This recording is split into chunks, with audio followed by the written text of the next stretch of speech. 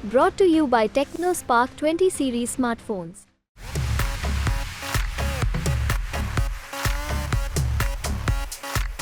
इस कैंपस में fees hike का जो मूवमेंट चल रहा था, जामिया में छात्रों का जो मूवमेंट चल रहा था, उसको बड़े ही बेरहमी से जो केंद्र की सरकार है उन्होंने दबाने का काम किया। कोई बोल नहीं सकता है, जो बोलता है उसे जेल में डाल दिया जाता है, उस पर यूएपीए लगा देते हैं। एक लेबल लगा दिया गया इस कैंपस के ऊपर कि टुकड़े टुकड़े गैंग का यह कैंपस है, लेकिन ऐसा नहीं है। जब 2014 में वो जीत करके आते हैं तो उन्होंने यूएस में जाकर के क्या कहा था कि हम उस देश से आते हैं जहाँ पर 65% आबादी युवाओं की है, लेकिन आज इस देश में सबसे ज़्यादा युवा बेरोज़गार हैं। चुनाव आयोग अपने इस पर उसको ध्यान देना चाहिए कि भाई हमें लोकतंत्र में मजबूती के लिए ट्रांसपेरेंसी रखना जरूरी है। इलेक्टोरल बॉन्ड में खामियां हैं और सरकार उसको अपने जो विभिन्न महकमे हैं या जो उनके पास जो विभिन्न तरीके जो इंस्टीट्यूशंस हैं जो लोकतंत्र को मजबूत करने के लिए हैं, जो इस देश को तरक्की पर लेकर जाने के लिए हैं और भ्रष्टाचार को मिटाने के लिए हैं, उसका कहीं ना कहीं दुरुपयोग कर रही है।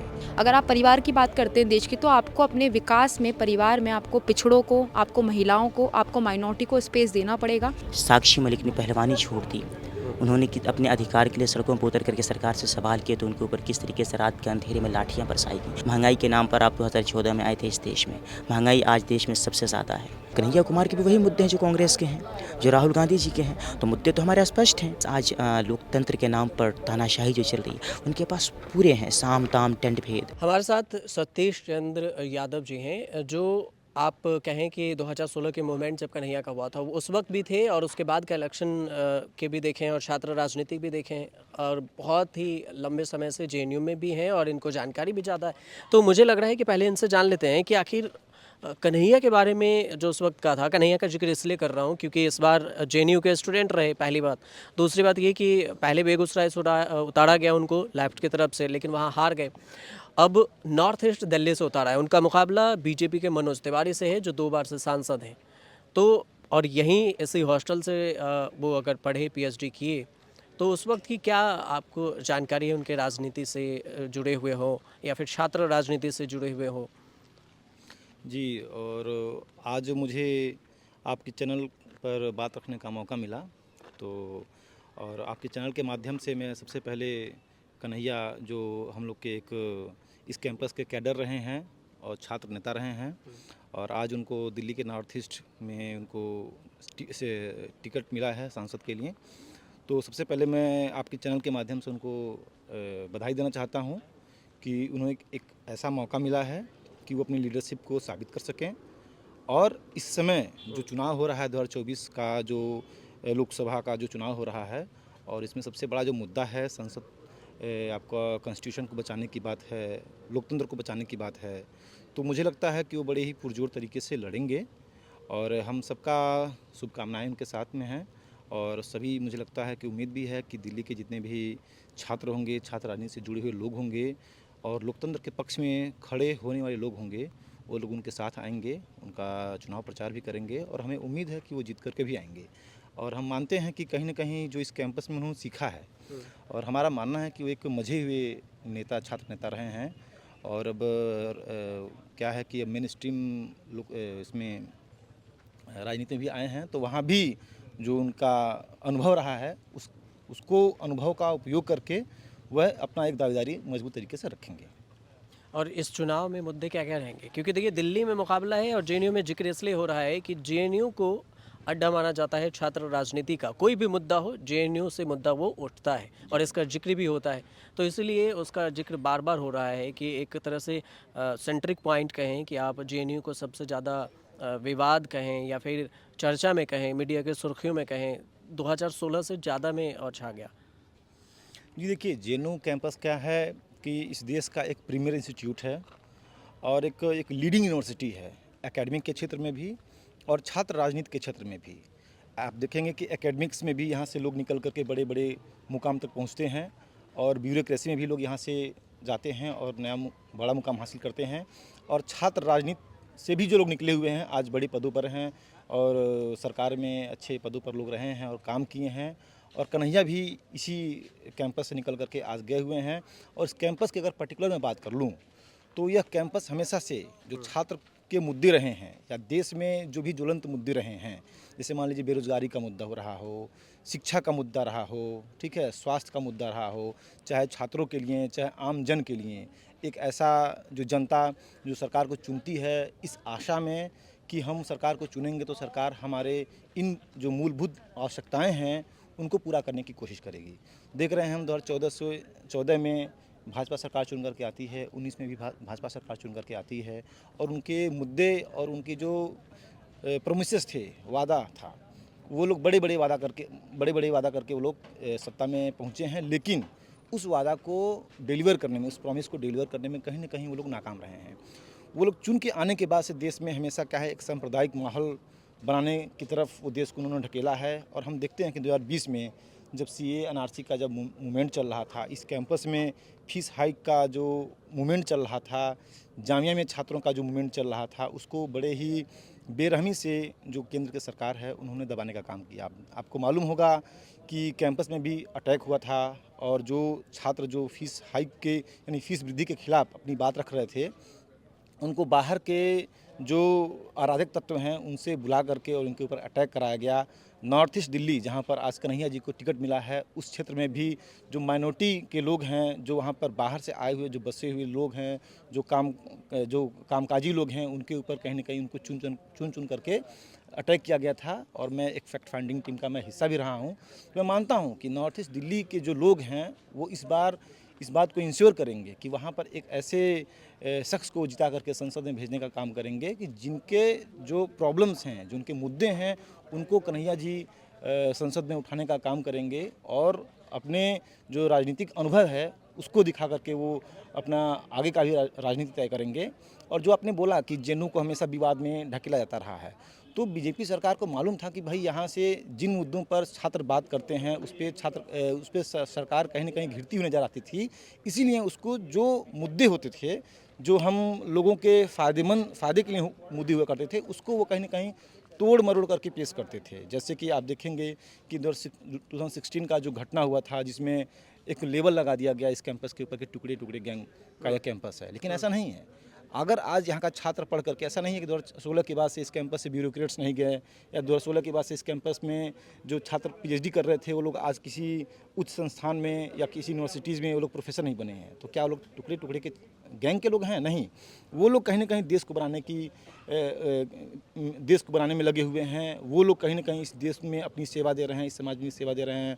तो कहीं ना कहीं जब सवाल पूछे जाते हैं जिस पर सरकार के पास जब सवाल का जवाब नहीं होता है, तब कहीं ना कहीं वो लोग उन मुद्दों को घुमाने की कोशिश करते हैं, उन मुद्दों को तोड़ मरोड़ कर पेश करने की कोशिश करते हैं। यह कैंपस हमेशा से एक जो जनता के पक्ष में, जो जनता के हित में जो मुद्दे रहे हैं उस पर हमेशा से आवाज़ उठाती रही है। इस बार भी ऐसा होगा? देखिए, कैंपस हमेशा से अपने एक पॉलिटिकल अवेयरनेस के लिए जाना जाता रहा है और आगे भी जाना जाता रहेगा, क्योंकि यहाँ का छात्र राजनीति का जो माहौल है वो ऐसा ही है कि यहाँ पर जो जनता को जो जन के मुद्दे हैं उसको उठाने के लिए छात्र हमेशा से आगे आते रहे हैं। और हमारे जो मेरा यूनियन था, जिसमें मैं छात्र पदाधिकारी के रूप में चुना गया था 2019-20 में, उसके पहले भी होता आया है। हम लोग भी उस लेगेसी को आगे बढ़ाए हैं और आशा करते हैं कि जो आने वाले जो छात्र राजनीति में लोग होंगे वो लोग भी उसको आगे बढ़ाएंगे और न केवल इस कैंपस में उन मुद्दों को आगे बढ़ाएंगे बल्कि सरकार से भी सवाल पूछते रहेंगे। इस प्रशासन के साथ साथ इस देश में जो भी सरकार चुन करके आएगी उनसे हम सवाल पूछते रहेंगे। अच्छा, दो तीन टॉपिक्स हैं जिसकी चर्चा हो रही है। पहला EVM, दूसरा इलेक्टोरल बॉन्ड और तीसरा UCC। इस चुनाव में जैसे पिछली बार 2019 में बीजेपी ने अपने मैनिफेस्टो में NRC का जिक्र किया था कि NRC हम लागू करेंगे, CAA का भी जिक्र किया, लेकिन CAA को अभी इम्प्लीमेंट किया गया, NRC को इस बार हटा दिया गया अपने मैनिफेस्टो से। दूसरा UCC का जिक्र है और तीसरा जो है EVM को लेकर आरोप लगते रहे कि सत्ताधारी पार्टी की तरफ से कहा जाता है कि जब विपक्ष हारता है तो EVM को आगे करता है। और इलेक्टोरल बॉन्ड पे अभी आपने देखा होगा कि सुप्रीम कोर्ट की तरफ से आया कि उसको बैन कर दिया जाए। ये बीजेपी का पार्टी ही तबलाई थी कि हम इससे काले धन को मिटाएंगे और ट्रांसपेरेंसी होगी हमारे चंदा लेने की जो फॉर्मेट है उसमें। इस तीनों पे आपके क्या है? जी देखिए, तीनों मुद्दों पर एक एक करके बात कर लेते हैं। सबसे पहले मैं बात कर रहा हूँ EVM के मुद्दे पर। देखिए, ईवीएम इस देश में जो चुनावी लोकतंत्र है उसमें इंट्रोड्यूस किया गया था कि जो चुनावी गणना होती है, यानी कि जब वोट काउंटिंग होता है बैलेट पेपर पे, तो समय को बचत करने के पॉइंट को ध्यान में रखते हुए ईवीएम को लागू किया गया था। ऐसा नहीं है कि ईवीएम लागू कर दिया गया तो अब उसमें धांधली नहीं हो सकती है, या फिर अगर बैलेट से अगर चुनाव हो रहा है तो वहाँ पे धांधली नहीं हो सकती है। सिस्टम में एक जो सिस्टम है अपने आप में वो खराब नहीं है, उस सिस्टम को जो लोग चला रहे हैं या सिस्टम को जो लोग चलाने वाले लोग हैं वो किस तरीके से उस पर काम कर रहे हैं या किस तरीके से उस पर निगाह रख रहे हैं, किस तरीके से उस पर ट्रांसपेरेंसी है, यह डिसाइड करती है कि उसमें धांधली हो रही है या धांधली नहीं हो रही है, भ्रष्टाचार है या भ्रष्टाचार नहीं है। जैसे कि ईवीएम के मामले पर देखा जाए तो एक बात हुई कि वीवीपैट का मैच कर लिया जाए। मैं यह कह रहा हूँ कि अगर सरकार को अपनी बात पर इतना, अगर बीजेपी सरकार मतलब कि आज के समय में भाजपा की सरकार जो है, अगर सरकार इतनी श्योर है कि ईवीएम में धांधली नहीं हो रही है तो वीवीपैट है उसके पर्ची को मिलान करने में क्या हर्ज है। ऐसा तो नहीं है कि आप चुन करके आ गए हैं और वीवीपैट की जो पर्ची मिलान होगी तो आपकी सरकार बर्खास्त रहेगी, ऐसा नहीं है। सरकार के सारे काम चलते रहेंगे। चुनाव आयोग अपने इस पर उसको ध्यान देना चाहिए कि भाई हमें लोकतंत्र में मजबूती के लिए ट्रांसपेरेंसी रखना ज़रूरी है। तो इस देश की जनता अगर सवाल कर रही है तो उनको यह आंसर करना चाहिए, अपने आप को जिम्मेदार ठहराना, अपने आप को जिम्मेदार रखते हुए, जिम्मेदारी निभाते हुए उनको दिखाना चाहिए जनता के सामने कि देखिए 2019 में जो ईवीएम से चुनाव हुआ है उसका आंकड़ा यह है और वीवीपैट के मिलान के बाद से आंकड़ा आया है। मैं तो चाहता हूँ कि वीवीपैट का जो आंकड़ा है, वो जो चुनाव का आंकड़ा आया है वो मैच करे, क्योंकि भाई मैं भी लोकतंत्र के पक्ष में हूँ और हर व्यक्ति जो संविधान को बचाने की बात करता है, लोकतंत्र को बचाने की बात करता है, वो चाहता है कि भाई ट्रांसपेरेंसी हो। क्योंकि देखिए सर, लोकतंत्र में जनता क्या सरकार को चुनती है। मैं यह नहीं कह रहा हूँ कि मैं जिसको मैं वोट नहीं दे रहा हूँ वह व्यक्ति सरकार न बनाए। हो सकता कि मैं उस सरकार, उस पार्टी से या कोई भी एक अमुक व्यक्ति एक किसी खास पार्टी, एक खास सरकार से सहमत न हो, किसी दूसरे को चुनना चाहती हो, लेकिन बात सवाल मेजोरिटी की है। जो लोग, जो मेजोरिटी पाएगी जो पार्टी, वो लोग सरकार बनाएंगे। तो अगर सवाल उठ रहा है तो लोगों को, जो भी चुनी हुई सरकार है, उनकी अभी जिम्मेदारी है कि अपनी जवाबदेही तय करते हुए वह बताएं कि वीवीपैट का मिलान हमने कराया है और सही है। तब जाकर कहीं पर जनता के अंदर यह विश्वास जगेगी और लोग इस पर भरोसा कर पाएंगे कि वीवीपैट सही है। अगर सवाल उठ रहा है तो इसका मतलब कि उसका मिलान किया जाना जरूरी है। इलेक्टोरल बॉन्ड की बात कर लेते हैं। जब इलेक्टोरल बॉन्ड को जो बात उसके पीछे कही गई थी कि लोग काला धन को रोकने के लिए इलेक्ट्रॉन बॉन्ड को लेकर के आया गया है, सही बात है। मैं भी चाहता हूं कि काला धन का उपयोग न हो और पारदर्शी तरीके से और फेयर तरीके से चुनाव हो और लोग चुनाव लड़ें और उसमें धन का जो भी लगाया जाए ताकि सबके सामने वो दिखे, ट्रांसपेरेंट तरीके से दिखे। तो अगर आप देख रहे हैं कि जो आंकड़ा आया है, जो आंकड़े मीडिया के माध्यम से हम लोगों के सामने आए हैं, हम लोग देख पा रहे हैं कि किस तरीके से जो पार्टी, जो सत्ताधारी पार्टी है, जो सरकार है, उसको किस तरीके से ईडी के रेड के बाद से उसको आ रहे हैं जो चंदा आ रहा है। और इस पर मोदी जी सफाई भी देने की कोशिश किए, लेकिन मुझे लगता है कि जनता उनके सवाल से या उनके जवाब से संतुष्ट नहीं हुई है। भाई आप देख रहे हैं कि एक जो बड़ा पार्ट है वो एक सत्ताधारी पार्टी के पास जा रही है, ठीक है, चंदा। जो विपक्ष के लोग हैं उनके पास चंदा नहीं पहुंच रहा है। जो रीजनल पार्टी हैं, क्षेत्रीय पार्टियां हैं, उनके पास चंदा नहीं जा रहा है। तो इसका मतलब कि कहीं ना कहीं उस इलेक्टोरल बॉन्ड में खामियां हैं और सरकार उसको अपने जो विभिन्न महकमे हैं या जो उनके पास जो विभिन्न तरीके जो इंस्टीट्यूशंस हैं, जो लोकतंत्र को मजबूत करने के लिए हैं, जो इस देश को तरक्की पर लेकर जाने के लिए हैं और भ्रष्टाचार को मिटाने के लिए हैं, उसका कहीं ना कहीं दुरुपयोग कर रही है। तो अगर सुप्रीम कोर्ट ने भी इसको संज्ञान में लेकर के अगर उन्होंने इलेक्टोरल बॉन्ड के ऊपर सवाल उठाया है तो यह सवाल उठाना कहीं ना कहीं गलत नहीं है। और आज सरकार खड़ा होकर के यह कह रहा है, सरकार खड़ा होकर यह कह रही है कि भाई इलेक्टोरल बॉन्ड पर सवाल उठाना गलत है। कहीं ना कहीं यह अपने आप में ही एक तानाशाही सोच की जो झलक इसमें दिख रही है कि अगर जनता पूछ रही है तो भी आप सवाल आप उस पर संदेह कर रहे हैं और आप उसको गलत ठहराने की कोशिश कर रहे हैं। सुप्रीम कोर्ट इस देश की, आप सबको मालूम है कि भाई न्यायपालिका है, वो स्वतंत्र है, निष्पक्ष है। अगर वह भी अगर कोई सुओ मोटो लेकर के अगर उस पर कोई बात करना चाहती है, आप उस पर भी सवाल खड़े कर रहे हैं, आप उनको भी कहीं ना कहीं आप मैलाइन करने की कोशिश कर रहे हैं, उनके इंटेंशन पर सवाल कर रहे हैं, तो यह सही नहीं है। क्योंकि लोकतंत्र में देखिए सवाल होते रहना जरूरी है। अगर सवाल से कोई पार्टी या कोई सत्ताधारी सरकार अगर भाग रही है, इसका मतलब यह है कि कहीं ना कहीं उसके आपकी नीयत में खोट है। सवाल करना लोगों का अधिकार है, जवाब देना आपका काम है। यूसीसी का क्या कहेंगे? देखिए, यूसीसी पे यही मेरा कहना है कि कोई भी ऐसा कानून नहीं बनना चाहिए जिस पर जनता के किसी एक पक्ष को टारगेट किया जाए, या किसी एक पक्ष को टारगेट रख करके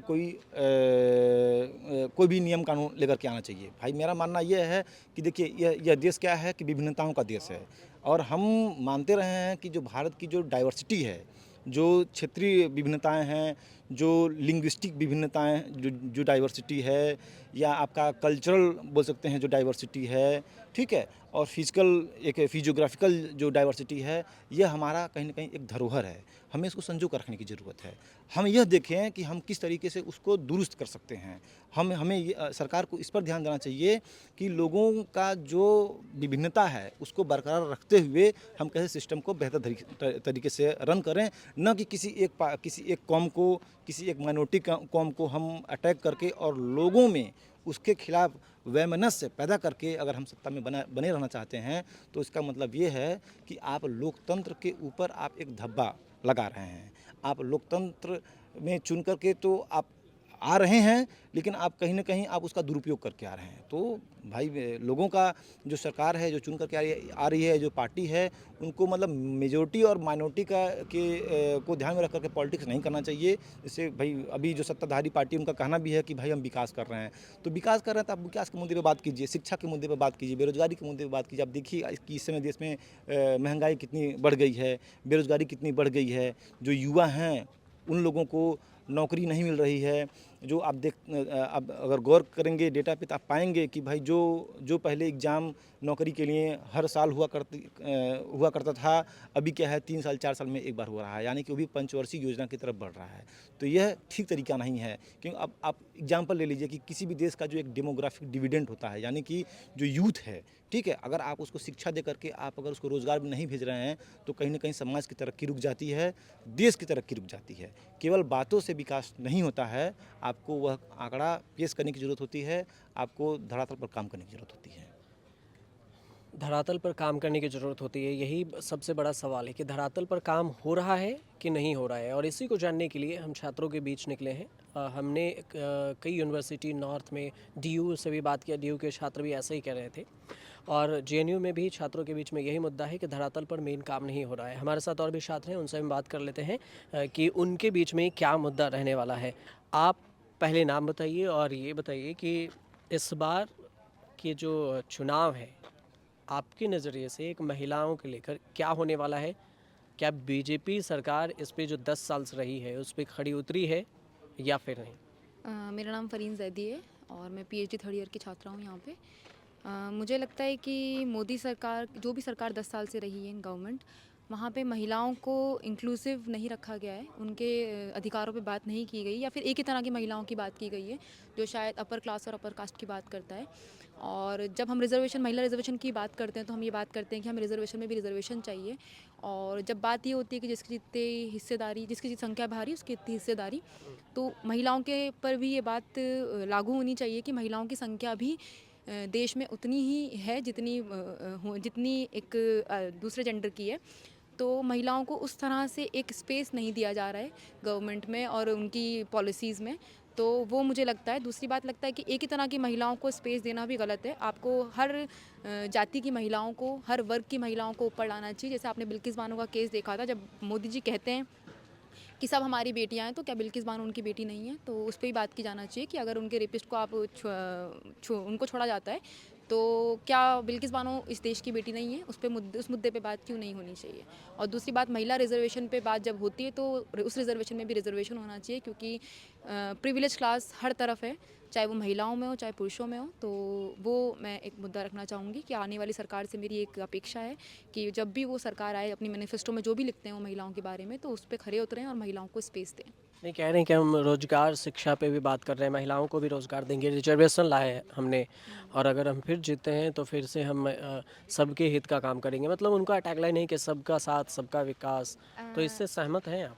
सबका साथ सबका विकास तो आपको भी पता होगा कि नहीं है। वो कहते हैं कि भारत परिवार है, लेकिन परिवार में अगर आप एक ही तरह के लोगों की बात करते हो, जैसे अगर मैं परिवार में अपने बेटे को पढ़ाई देती हूँ और बेटी को वो स्पेस नहीं देती हूँ, और अगर मैं अपने भाई को या अपने दोस्त को स्पेस देती हूँ, अपनी बीवी को स्पेस नहीं देती हूँ, तो वो एक बहुत ही, वो फिर परिवार नहीं है। अगर आप परिवार की बात करते हैं देश की, तो आपको अपने विकास में, परिवार में आपको पिछड़ों को, आपको महिलाओं को, आपको माइनॉरिटी को स्पेस देना पड़ेगा, उनके मुद्दों पर बात करनी पड़ेगी, तभी ओवरऑल विकास हो पाएगा, तभी देश का, इस देश जो हमारा परिवार है इसका विकास हो पाएगा।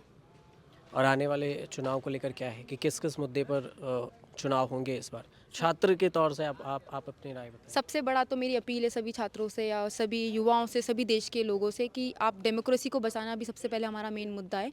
जो डेमोक्रेसी बिल्कुल ख़त्म हो चुकी है लास्ट 10 सालों में, कोई बोलना पसंद नहीं कर, कोई बोल नहीं सकता है, जो बोलता है उसे जेल में डाल दिया जाता है, उस पर UAPA लगा देते हैं, या फिर ED का डर दिखा के उन्हें कहीं ना कहीं अपनी पार्टी में शामिल कर लिया जाता है। तो ये डर ख़त्म करना है, क्योंकि जो हमारा देश है वो शुरू से बहुत इंक्लूसिव रहा है। हमारा जो देश की एक वसुधैव कुटुंबकम की हमारी एक विचारधारा रही है, जिसमें हम चाहते हैं कि समस्त विश्व हमारा परिवार है। तो जब समस्त विश्व हमारा परिवार है, तो उस परिवार में हमें लगता है सबको इंक्लूसिवली हमें एक्सेप्ट करना पड़ेगा। तो ये चीज़ मेरा अभी मेन मुद्दा है यहाँ पे, कि जो BJP गवर्नमेंट है वो इस चीज़ पे काम करे। मतलब एक तरह से ये हुआ सवाल ना कि आपके जवाब कि आज बोलने की आज़ादी भी छीनी जा रही है क्या? हाँ, ज़ाहिर सी बात है, जो भी कुछ बोलना चाहते हैं आपको तो पता ही होगा, जो भी बोला जाता है, अगर कोई भी लीडर युवा लीडर उठने की कोशिश करता है तो उस पर फ़ौरन UAPA लगा दिया जाता है, या फिर कोई भी एक्ट लगा के उन्हें अंदर कर दिया जाता है। डर की राजनीति जो चल गई है वो ख़त्म करनी है। तो हमें सबसे पहले हमारा काम है डेमोक्रेसी बचाना, उसके बाद हमारा सेकंड मुद्दा है अनएम्प्लॉयमेंट, जो कि पूरे देश में सबसे ज़्यादा है, क्योंकि हर वक्त हिंदू मुस्लिम की बातों पर आप लोगों को घुमा नहीं सकते। आपको एक बार पे ही सोचना पड़ेगा कि आपको एम्प्लॉयमेंट चाहिए, युवाओं को एम्प्लॉयमेंट चाहिए। हम PhD करके आज यहाँ से बैठे हैं, कई लोग यहाँ PhD करके निकल गए हैं, किसी के पास नौकरी नहीं है। हम इतने बड़े इंस्टीट्यूशन में आज यहाँ पे, मुझे नहीं पता 2 साल बाद मेरी नौकरी होगी क्या नहीं होगी, क्योंकि इस तरह की कोई गारंटी है ही नहीं यहाँ पे। तो जब हम JNU जैसी संस्था में बैठ के सोच सकते हैं हमें नौकरी की गारंटी नहीं है, तो मैं क्या उम्मीद करूँगी जो स्टेट यूनिवर्सिटीज़ से बच्चे निकल रहे हैं, या फिर जो और भी जिनको मौके नहीं मिल रहे निकलने के, वो लोग बच्चों को किस तरह से एम्प्लॉयमेंट मिलेगा। तो वो युवाओं का सबसे बड़ा मुद्दा एम्प्लॉयमेंट, उन्हें देना चाहिए। तो ये, और दूसरा है किसानों का, आपको किसानों को जो भी उनकी मांगे उन्हें पूरा करना पड़ेगा। तो वो मुझे लगता है आपको थोड़ा इंक्लूसिव बनाना पड़ेगा चीज़ों को। और महिलाओं को लेकर?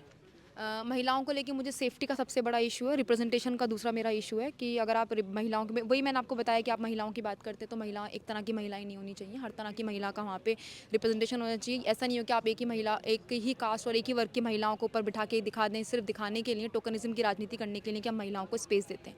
लेकिन वो महिलाएँ किस तरह की हैं, वो महिलाएँ किस वर्ग से आती हैं, वो डिपेंड करता है मेरे लिए, कि आप हर तरह की महिलाओं को स्पेस दें विदाउट एनी बायसनेस।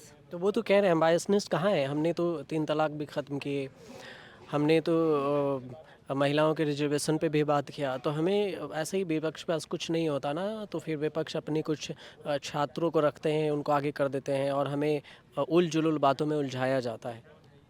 मुझे लगता है कि मैंने आपको पहले ही बताया कि वो रिजर्वेशन की बात करते हैं, बट रिजर्वेशन में रिजर्वेशन की बात नहीं करते। तो मैं रिजर्वेशन में रिजर्वेशन की बात करना चाहूँगी। महिलाओं रिजर्वेशन में भी महिलाओं का रिजर्वेशन होना चाहिए अंदर, कास्ट के बेसिस पे, तो वो नहीं है। तो खाली महिला रिजर्वेशन ज़रूरी नहीं है, उसके साथ अंदर जो रिजर्वेशन है वो भी ज़रूरी है, जिससे सब इंक्लूसिवली हर तरह की महिला को स्पेस मिले।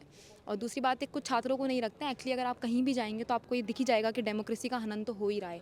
जिस तरह से भी आप देखेंगे कि किसी को भी अपनी बात रखने का मौका नहीं दिया जा रहा है। अगर मौका दिया जा रहा है तो उस तरह से उन लोगों के साथ कुछ ना कुछ ऐसा कर दिया जाता है कि उन लोगों को पार्टी या तो चेंज करनी पड़ती है अपनी, या अपनी आइडियोलॉजी चेंज करनी पड़ती है, या फिर दूसरी पार्टी में जाके शामिल होना पड़ता है। इस चीज़ पे मैं बोलूँगी कि JNU के जो हम लोगों के एलुमनाई रहे हैं, उन लोगों में मैं उन लोगों को अप्रिशिएट करना चाहूँगी कि वो आज भी अपनी बात पे अड़े हुए हैं। इस डर के माहौल में भी वो डेमोक्रेसी की बात करते हैं। तो ये मेरे लिए सबसे बड़ा अभी। अच्छा, एक चीज़ अभी UCC को लागू किया गया उत्तराखंड में, इसके बारे में जानकारी है आपके पास? उसमें एक चीज़ जिसको लेकर काफ़ी जिक्र किया जाता है कि रिलेशनशिप को लेकर जो है ना, उसको ट्रांसपेरेंसी टाइप का, कि हमें परमिशन लेना पड़ेगा और उसको रखना चाहिए। ये आप क्या सोचते हैं? मुझे लगता है तो राइट टू फ्रीडम और राइट टू प्रिवेसी दोनों का हनन है। और अगर किसी को साथ रहना है तो उसमें परमिशन की क्या ज़रूरत है। वी ऑल आर अडल्ट, हमें राइट है 18 साल के बाद और 21 साल के बाद अपनी पार्टनर चूज़ करने का। हम अगर अडल्ट हैं तो मुझे नहीं लगता कि किसी को भी इस पे एक रूल बनाना चाहिए कि हमें किसी के साथ रहना है तो मुझे परमिशन लेनी पड़ेगी, विच इज़ वेरी रॉन्ग। और जो वो कहते हैं कि आप पुलिस स्टेशन में आके पहले बता के जाओगे कि आपका पार्टनर है ये और मैं इसके साथ रहती हूँ, तो ये मुझे लगता है कि ये तरीका नहीं है। आपको समाज को सभ्य बनाने के लिए आप हर वक्त डंडा नहीं चल सकता। आप चाहेंगे कि आप पुलिस स्टेशन में, आपका जो मानना है कि भाई पुलिस स्टेशन में भर्ती होगी तो जो समाज में हो रहा है वो नहीं होगा। समाज की सोच बदलनी पड़ेगी, समाज में आपको महिलाओं को स्पेस देना पड़ेगा, उन्हें इज्जत देनी पड़ेगी। तब जाके मुझे लगता है कि जो यूथ है हमारा उसमें एक तरह का एक समझदारी आएगी कि किस तरह महिलाओं की घर पे भी इज्जत करनी है और बाहर भी इज्जत करनी है। जेएनयू के हमारे एक और छात्र हमारे साथ हैं जुनैद रज़ा, उनसे भी बात करते हैं कि आखिर इस बार जुनैद हमें ये बताएं कि इस बार जो लोकसभा का चुनाव है इसमें क्या आपकी तरफ से क्या क्या मुद्दे रहने वाले हैं, एकदम क्रिस्पी टाइप का शॉर्ट्स में अगर बताएं तो क्या मुद्दे रहेंगे, और जो बीजेपी अभी तक जो वादा करते रही है 10 सालों से कि हमने ये चीज़ें वादा किया उसका हमने पूरा किया, अब एक बार और मौका दीजिए, उससे आप कितना सहमत हैं? देखिए, सबसे पहली चीज़ तो ये है कि भाजपा जो बार बार बात कर रही है कि हमें इतनी सीट दे दीजिए, एक चीज़ तो इस देश के युवाओं को पूछना चाहिए अपने प्रधानमंत्री से कि जब 2014 में वो जीत करके आते हैं तो उन्होंने यूएस में जा कर के क्या कहा था कि हम उस देश से आते हैं जहाँ पर 65% आबादी युवाओं की है, लेकिन आज इस देश में सबसे ज़्यादा युवा बेरोज़गार हैं। आज़ादी के बाद सबसे ज़्यादा महंगाई है। जिस तरीके से इंस्टीट्यूशन पे अटैक किए जा रहे हैं, जिस तरीके से यूनिवर्सिटीज़ को प्राइवेटाइज़ करने की कोशिश की जा रही है, जिस तरीके से शिक्षा व्यवस्था को एक तरीके से एक ख़ास तबके को देने की नापाक कोशिश चल रही है, ठीक है। तो ये सारे मुद्दे तो हैं, और एक युवा होने के नाते जो मेरा सबसे ज़्यादा ज़ोर होगा कि इस देश में बेरोज़गारी को दूर की जाए, इंस्टीट्यूशंस को ठीक किए जाएँ। उसके साथ साथ आज आप पूरे देश में देख रहे हो किस तरीके से महिलाओं के साथ बर्बरता की जा रही है। आप मणिपुर का इंसिडेंट उठा करके देख लीजिए, हाथरस उठा करके देख लीजिए, इसी दिल्ली की सरजमीन पर किस तरीके से महिला पहलवानों के साथ बर्बरता की गई। साक्षी मलिक ने पहलवानी छोड़ दी, उन्होंने अपने अधिकार के लिए सड़कों पर उतर करके सरकार से सवाल किए तो उनके ऊपर किस तरीके से रात के अंधेरे में लाठियां बरसाई गई। तो मुद्दे तो बहुत सारे हैं, लेकिन एक युवा होने के नाते, एक छात्र होने के नाते हमारा जो बहुत जो अहम पॉइंट है, बहुत अहम मुद्दे हैं, वो यही हैं कि रोज़गार पैदा किए जाएँ इस देश में। महंगाई के नाम पर आप 2014 में आए थे इस देश में, महंगाई आज देश में सबसे ज़्यादा है। आज इंसान एक वक्त की रोटी खा रहा है तो दूसरे वक्त के लिए उसे सोचना पड़ रहा है। आज अगर हॉस्पिटल्स में आप देख लें तो किस तरीके से आप एक चीज़, आप यूनिवर्सिटी में खड़े हैं, जेएनयू जैसे कैंपस में, आप एक चीज़ नोटिस करेंगे कि पहले माइनॉरिटी के लिए एक फेलोशिप आया करती थी, मौलाना आज़ाद नेशनल फेलोशिप, उसको इस सरकार ने स्क्रैप कर दिया, ख़त्म कर दिया। आप ही बताएं कि आप पूरे देश के विकास की बात करते हैं, लेकिन माइनॉरिटी तबके को अगर आप हायर एजुकेशन में जाने से रोक रहे हैं तो ये तो बड़ा जेन्युइन मुद्दा है, इस पर सवाल किया जाना चाहिए। तो करनी और कथनी में बड़ा अंतर है। तो सरकारों को एक युवा होने के नाते, एक छात्र होने के नाते मेरे बेसिक मुद्दे यही हैं कि रोज़गार को बढ़ाया जाए, इंस्टीट्यूशन पे अटैक न किया जाए, हायर एजुकेशन को अपने हाथों में लेने की नापाक कोशिश न की जाए। अच्छा, आपने एनएसयूआई के भी आपने प्रेसिडेंशियल वो लड़ा था ना इलेक्शन, तो आप मुझे ये बता सकते हैं कि अभी जो कन्हैया कुमार है वो भी तो एनएसयूआई से अभी हैं, पहले लेफ्ट से थे, अब उनको समर्थन मिलेगा एनएसयूआई की तरफ से इस बार, तो आप लोग जाएंगे, सपोर्ट करेंगे, या वो आपके नज़रिए में क्या है, कैसे कैंडिडेट हैं वो, टक्कर दे पाएंगे मनोज तिवारी को? ये सवाल आप मुझसे कर रहे हैं तो मेरे ख्याल से आप गलती कर रहे हैं ये सवाल करके, इसलिए कि वो हमारी जो स्टूडेंट्स विंग के एनएसवाई उसके इंचार्ज हैं, ठीक है। तो व्यक्तिगत तौर पे मैं उनके क्या बोलते हैं कि राजनीति के सपोर्ट में हूँ, और अगर आप ऑर्गेनाइजेशनल लेवल पे भी आते हैं तो मैं उस पे भी उनके साथ हूँ। ये सवाल आपको कॉमन जनता से करना चाहिए कि वो कैंडिडेट कैसे हो सकते हैं। और हाँ, बेहतर कैंडिडेट मेरी नज़र में इस हैसियत से भी वह हैं कि जिस इंसान के सामने वो खड़े हैं, ठीक है, मेरे ख्याल से ऐसे लोगों को इस देश की राजनीति में बहुत बड़ा इस देश की राजनीति के डेवलपमेंट में, ठीक है, राजनीतिक उद्धार में बहुत बड़ा योगदान नहीं रहा है। उनके आप पुराने परफॉर्मेंस उठा के देख लीजिए, जिनकी आप बात कर रहे हैं मनोज तिवारी की, कितने इनसेंसिटिव उनका क्या बोलते हैं कि गाने रहे हैं, किस तरीके से उनके बिहेवियर्स रहे हैं, ठीक है। और सबसे बड़ी चीज़ ये है कि एक युवा पढ़ा लिखा, ठीक है, जेएनयू जैसे कैंपस है जहाँ के वो अध्यक्ष भी रहे, ठीक है, यहाँ की राजनीति को, उसके साथ साथ ऐसा नहीं है कि वो तुरंत जेएनयू से और उन्होंने इलेक्शन लड़ना शुरू कर दिया, एक अच्छा खासा टाइम उन्होंने ज़मीन पर दी है। और मुझे लगता है कि जिस इलाके से वो खड़ा हो रहे हैं, जिस क्षेत्र से वो खड़ा हो रहे हैं, वैसे लोगों के लिए और वैसी जगह के लिए एक बेहतरीन कैंडिडेट साबित ज़रूर हो सकते हैं, ठीक है। और ये कैंडिडेट कौन बेहतर हो सकता है, कौन अच्छा हो सकता है, ये मैं और आप तय करने वाले होते नहीं हैं। एक लोकतंत्र में जनता तय करती है कौन बेहतर कैंडिडेट साबित हो सकता है। नहीं, जनता तो तय करेगी, लेकिन जो मुद्दे आप उससे हैं और वो जुड़े हुए हैं, तो आपसे सीधे मैं ये जानना चाह रहा था कि उनके मुद्दों में क्या चीज़ रहेगा जो बीजेपी के मुद्दे में नहीं होगा और जनता अट्रैक्ट हो जाएगी। मेन तो यही बात है ना कि जनता अट्रैक्ट नहीं हो पा रही है। तभी तो पिछली बार उन्होंने जब बेगूसराय से लड़ा तो हार गए। इस बार मनोज तिवारी कह रहे हैं कि हम हिंदुत्व को बचाना चाहते हैं, और जो विपक्ष के हैं कांग्रेस है, उसको हिंदुत्व से चिढ़ है। हिंदुत्व से हो या फिर वो सिर्फ मुस्लिम हिंदू ऐसे करते रहते हैं। तो बीजेपी कहती है कि हम एक ही एजेंडे से काम कर रहे हैं, हम रोज़गार भी पैदा कर रहे हैं, जबकि कांग्रेस कहती है कि हम रोज़गार नहीं है और हम रोज़गार के मुद्दे से बात कर रहे हैं। तो लेकिन नॉर्थ ईस्ट दिल्ली में क्या समीकरण बनेगा? अगर आप हैं वहाँ से, वो उससे जुड़े हुए हैं, तो आप कुछ तो जानकारी आपके पास होगी उसकी। क्या नाम है आपका? राजू कुमार। राजू जी, एक चीज़ आप जो भाजपा बार बार बात कर रही है, ठीक है, और उसके जो जितने भी कैंडिडेट हैं जिस तरीके की बात कर रहे हैं, ठीक है, उनसे एक सवाल कीजिएगा कि इस देश की जनता ने आपको किन चीज़ों पे चुना था, ठीक है। एक तो महंगाई के नाम पर, महंगाई ज़रूरत से ज़्यादा है, इस चीज़ पर आपको चुना था, ठीक है। दूसरी चीज़ ये है कि महिला सेफ्टी की जो बार बार बात कर रहे हैं, किस तरीके से आज पूरे देश में आप देख रहे होंगे ब्रिजभूषण सिंह का एक नाम सामने आ रहा है। तीसरी चीज़ ये है कि जिस दिल्ली के से वो खड़े हैं, उसी दिल्ली की सरजमीन पर 2020 में राइट हुए थे, दंगे हुए थे, ठीक है। तो वो किस मुंह से बात कर रहे हैं कि क्या बोलते हैं कि दूसरे कैंडिडेट उनके सामने मौसर या इफेक्टिव साबित नहीं हो सकते हैं। और दूसरी चीज़ ये है कि अगर आप मुद्दों की बात कर रहे हैं, तो कन्हैया कुमार का कोई वो मुद्दा नहीं जो उनका इंडिविजुअल है, उनके वही मुद्दे हैं जो कांग्रेस के हैं। कांग्रेस इस देश में बात कर रही है, पेंशन की बात कर रही है, कांग्रेस इस देश में हायर एजुकेशन को बचाने की बात कर रही है। कांग्रेस आज इस देश में जिस तरीके से नफरत की राजनीति की जा रही है, जिस तरीके से गाय के नाम पर, मुसलमान के नाम पर चलती ट्रेन पे मार दिया जा रहा है, जिस तरीके से आपके सिर पे टोपी दाढ़ी देख करके मार दिया जा रहा है, उसके साथ साथ जिस तरीके से दलितों को ऊपर पेशाब कर दिया जा रहा है, जिस तरीके से दलितों को चलते हुए सड़क पे क्या बोलते हैं कि ह्यूमिलिएट किया जा रहा है, घोड़े से उतार दिया जा रहा है, जिस तरीके से महिलाओं को रेप करके उनके लाश तक को उनके घर वालों को देखने की इजाज़त नहीं दी जाती, इन सारी चीज़ों के खिलाफ है। आपने खुद देखा होगा कि राहुल गांधी जी हाथरस का जब गैंगरेप हुआ था, तो वहाँ पर वो पैदल गए थे, ठीक है।